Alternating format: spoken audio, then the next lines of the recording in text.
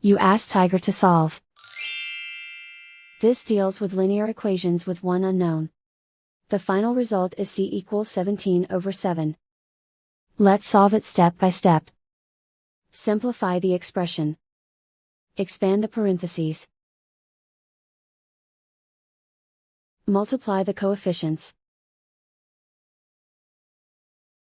Simplify the arithmetic. Group like terms.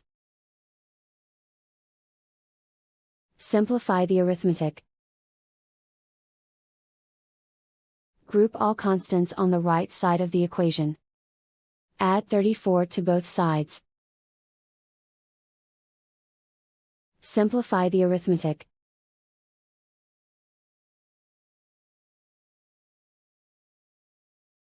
Isolate the c. Divide both sides by 14.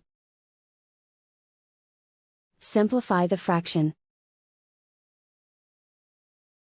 Find the greatest common factor of the numerator and denominator. Factor out and cancel the greatest common factor.